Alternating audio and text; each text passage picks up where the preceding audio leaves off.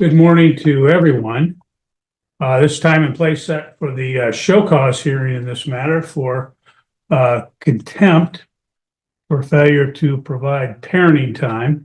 I'll let you know we're going to take some brief, testimony from the parties. I'll let everybody know that everybody will have an opportunity to speak. So don't interrupt anyone else or don't interrupt the court. You'll have an opportunity to speak your piece. So on the we do have the show cause hearing. We also have the motion for change of custody and parenting time. I'm going to address the motion first because that will be the easiest matter to get resolved. So, Mr. Kelly, you can proceed with your motion.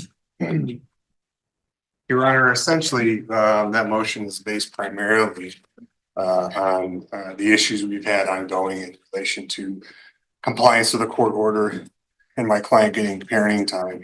It's directly and impacts the child custody factors, and I'll name the ones that are impacted due to this withholding occurrence. The love, affection, and emotional ties existing between the parties. It looks at the emotional bond. Him being prevented from seeing his kids is preventing him to continue that emotional bond and nurture that emotional bond, which he had prior to this latest withholding that has started back on December 27th. Factor B, the capacity and disposition of the parties involved to give the child love and affection that focuses on the ability to, again, parent to foster an emotional bond in the future. He's having a hard enough time in the present, again, because she's not keeping in compliance with the court order, and he's not able to see these girls to be able to have a solid relationship and foster that relationship. The length of time they've lived in a stable, satisfactory environment, I'd submit to the court.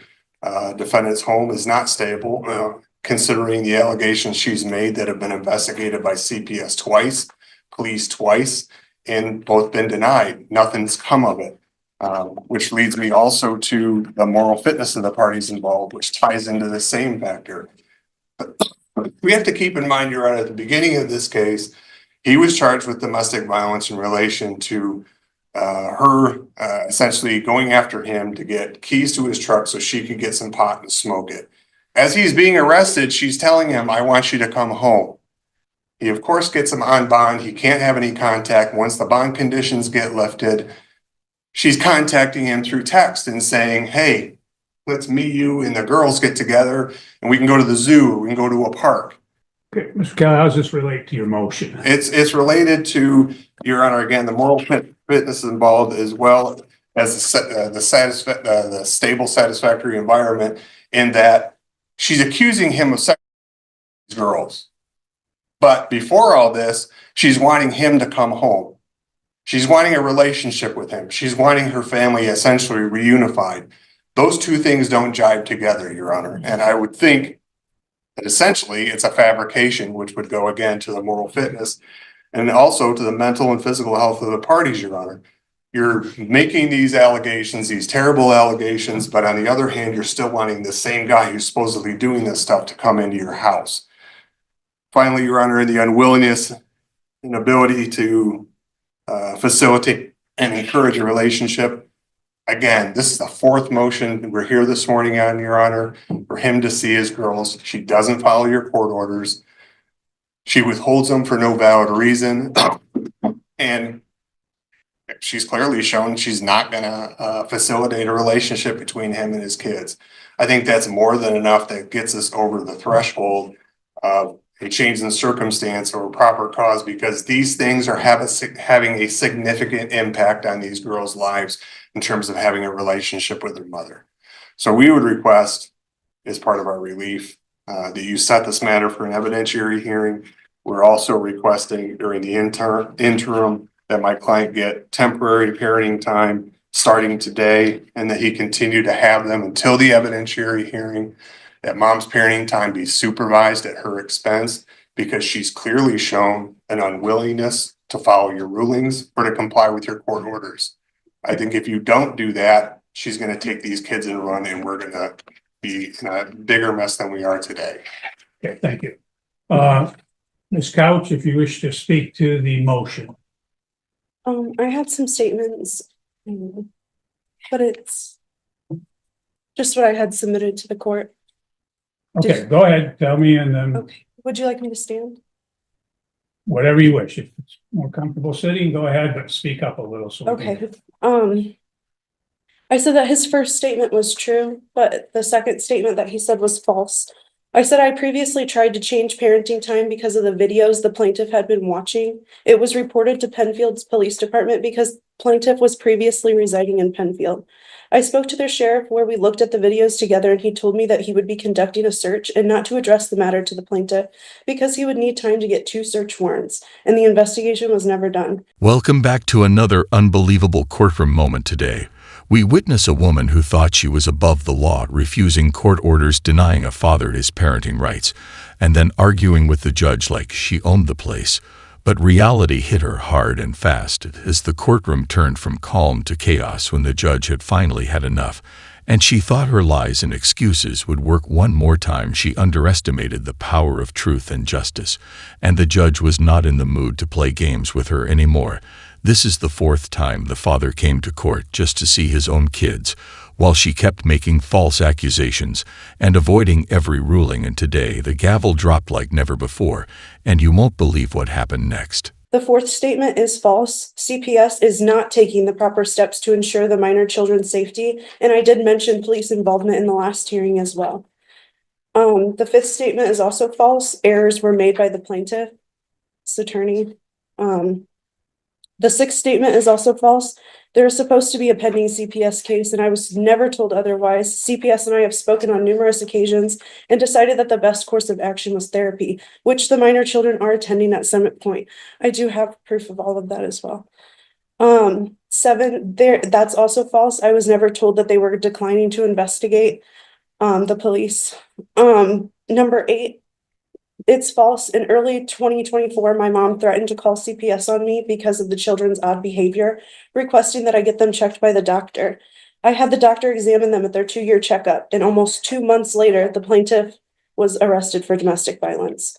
I originally withheld the kids because of the plaintiff's sexual preference for diapers and enemas, knowing that the plaintiff was not mentally stable enough for unsupervised visitation. The 9th statement is true. The 11th statement is false. The 12th, I'm unsure of the plaintiff's employment, but the plaintiff has stopped paying child support and I still stay at home with my children. Number 13, I have lived at the residence that the FOC has on file since December 10th, 2024. The 14th statement, I'm unsure of the plaintiff's relationship status. I have friends and family in Michigan, and I lived in Indiana until I was 18, and most of my family resides there. Number 15, I would like the court to consider changing the current custody orders and issue no further contact between the minor children and the plaintiff. Plaintiff should be held accountable for his actions regardless of stature or representation. The courtroom filled with tension as the judge laid out her entire history of disobedience. One by one, each ignored order, each missed visit, each desperate lie to keep the kids away from their father. And still she stood there like she did nothing wrong. The father's lawyer didn't even need to try hard because the facts were already too loud to ignore. CPS said nothing happened. Police reports cleared him every time, and yet she kept pushing her story, hoping someone would finally believe her. But it didn't work this time because this judge had seen it all, and he was ready to make an example out of her once and for all. And the way he did it shocked everyone in the room. That's all. Okay, thank you. I don't need anything else, Mr. Kelly. What the court will do in this matter is the court has read the pleadings, obviously is well aware of the file in this case. The court does believe that the plaintiff has met the VARCA threshold of proper cause, change of circumstances sufficient for an evidentiary hearing. So the court will schedule an evidentiary hearing in this matter. Mr. Kelly, you can proceed with your show cause hearing. Do you wish to take testimony from your client? Right. Okay, Mr. Connolly, if you step forward, we'll have you sworn in and then we'll take some testimony. And I say brief testimony, I don't need to get into. Sure. We'll keep it straight and to the point here. Have you been getting your parenting time? No, Why not? because she is refusing to let me see them. Have you attempted to get your children from this couch? Yes, Have you called the police for their assistance? yes. What happened when the police got involved? That she slammed the door in their face, denies them, and just tells them no. Have you filed motions with the court to get parenting time? Yes, Has the court awarded you make-up parenting time? yes, Most recently, did the court award you parenting time, in January of this year? yes, Did you attempt to go pick the children up for that, make-up parenting time? yes. What happened? She refused to give them to me again. Do you approximately know how many days you have missed so far as simply your overnights for parenting time? 20. Would you like the court to grant you some make-up parenting time this morning? Yes. No further questions, Your Honor. Okay. Ms. Couch, do you have any questions for the plaintiff? No? She claimed the dad watched strange videos that made him dangerous. She said he wore diapers and had weird preferences and tried to make it sound like her house was safer, but no evidence ever backed up a single thing she said. And everyone could see through the drama, especially the judge, who was now completely done with her nonsense. She even dragged her own mom into it, said CPS was called, said therapy was scheduled, said the police were still investigating. But nothing lined up. Her own contradictions were louder than her voice, and she didn't realize her freedom was slipping away with every word she spoke, thinking she could control the narrative when all she did was dig her own grave. Putnam, how do you know Mr. Connolly? He is my son. You heard him just testify that he has parenting time with your granddaughters, correct? Correct. Okay. Do you assist him in pickup and drop-offs for I parenting do. time? Has there been occasions when you have gone with him to go get the girls and anything happened in regards to him actually getting the girls?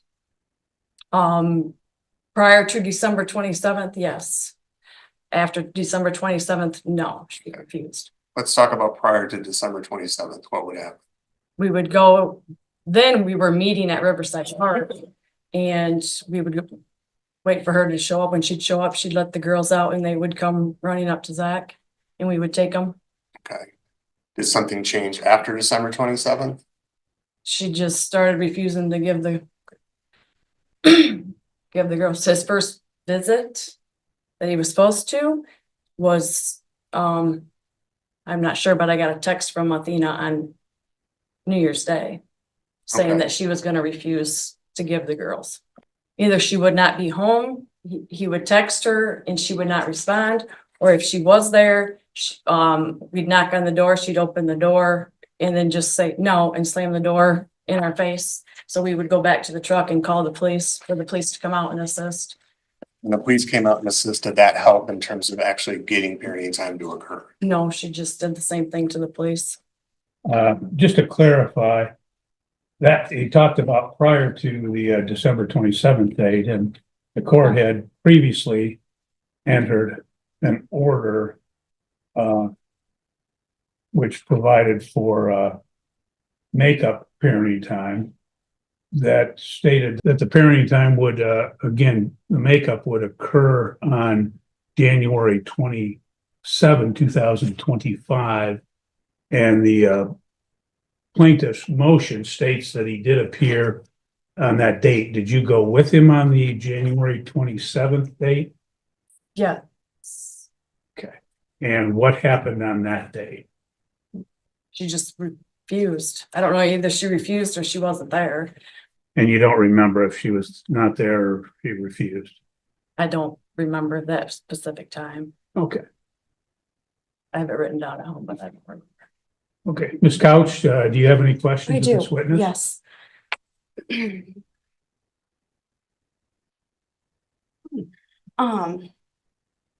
At what age did Zach Conley start wearing diapers? Then came the final moments of the hearing. The judge reviewed every single violation of parenting orders from multiple dates going back months, and he asked her one last time, "Did you deny parenting time?"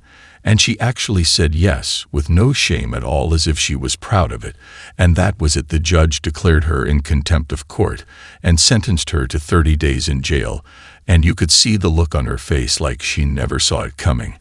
And just when she thought it was over, it got worse, because her sentence doubled right there in front of everyone, and the courtroom fell completely silent. I am. Ma'am, what we'll do is we're here to determine whether there was parenting time. That's the show cause, okay? So that's what the purpose of this hearing is. So you can ask questions about the parenting time, compliance with the orders, et cetera. Okay? Okay. Go ahead. And you were at my residence on the 27th to pick up the children? Oh, actually, on the January 27th? Yes. Or Yes. December 27th.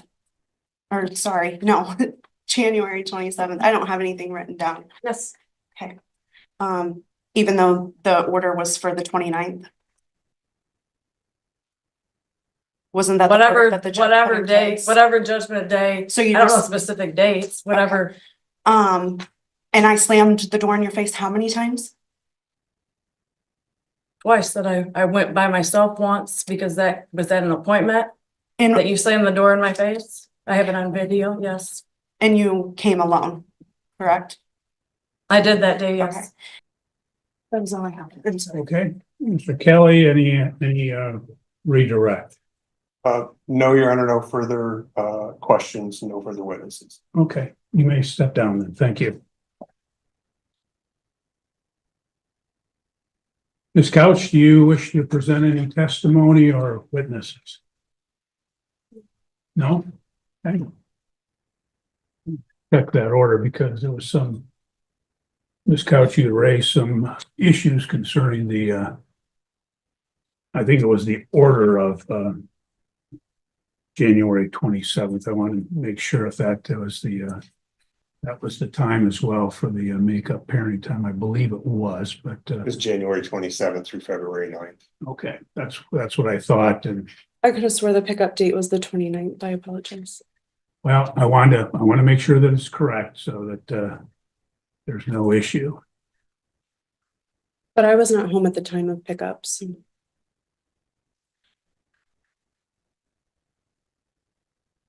And why is that? Because he our children, and I don't believe that he needs any more parenting time. Okay. You understand that there's an order for parenting time. And if it was your children, you would be sending them with him. Yeah, I'm just asking you a question. You understand that it was parenting, that it was ordered. Didn't you deny that? Didn't you go on base and deny it after the fact? Not the other particular orders. I did deny an ex parte order at one point, but there were subsequent orders to that. She couldn't believe it. She got another 30 days for continuing to speak out of turn after being mourned by the judge again, and again 60 days total behind bars, until she hands over the children and pays the full $1,000 in legal fees the judge wasn't playing. And no one in the courtroom had any sympathy left, because this wasn't about a mistake. It was about arrogance, about defiance, about dragging a father through hell just to win a twisted power game. But the judge made sure it ended today. And the father finally got what he came for, a little justice and a chance to be a dad again. Court as well, correct? Anything that was filed has been in the file. I would love you to take that into consideration. I would know for the court, I received no response to either of these pleadings for today's hearing. Okay.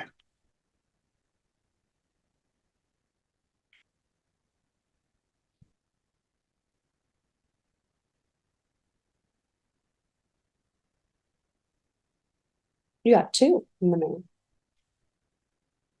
Okay, the order is dated February 4, 2025. And it provided for makeup parenting time in Christmas Eve, Christmas Day, 2025. It also provided that the plaintiff would have the children with him on January 29th, 2025 at 6:00 p.m. until February 9th, 2025. I have another question to ask you, sir. Okay. Let me clarify that because this is the order dated February 4th. Did you provide parenting time on the January 29th? No, I did not. Okay.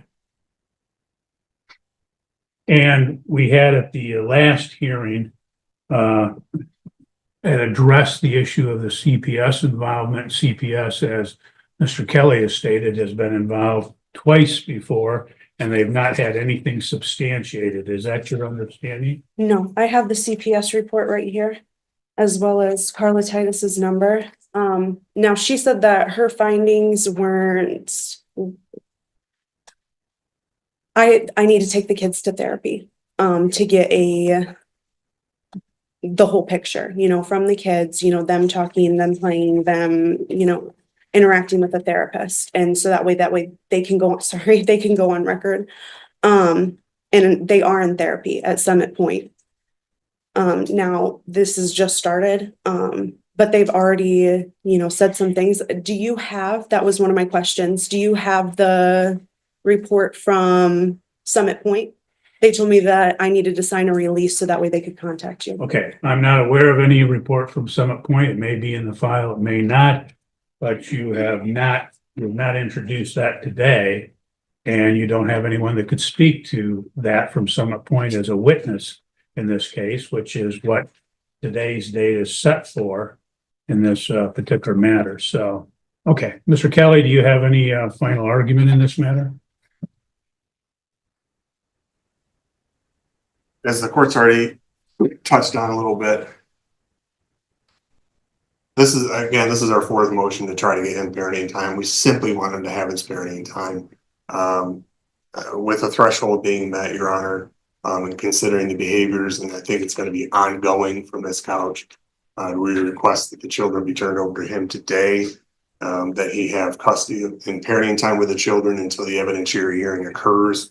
We'd request mom's parenting time be supervised. We'd also request the assistance of law enforcement to pick the children up. I believe they're probably with her mother, who's likely going to take the same stance as Ms. Couch and refuse to turn them over. Maybe give them the authority with a court order if she fails to do so, that she can be arrested. And in the meantime, Your Honor, we'd request a finding of contempt. Sanctions are doing nothing. You've sanctioned her $1,000, which she's a voice she's never going to pay. Doesn't have any impact on her. At this point in time, we request jail time, 30 days of jail time. Maybe that'll get her attention that she needs to follow your orders. Thank you. Thank you. Ms. Couch, your closing argument. I am acting I just want my kids to be safe. That's all.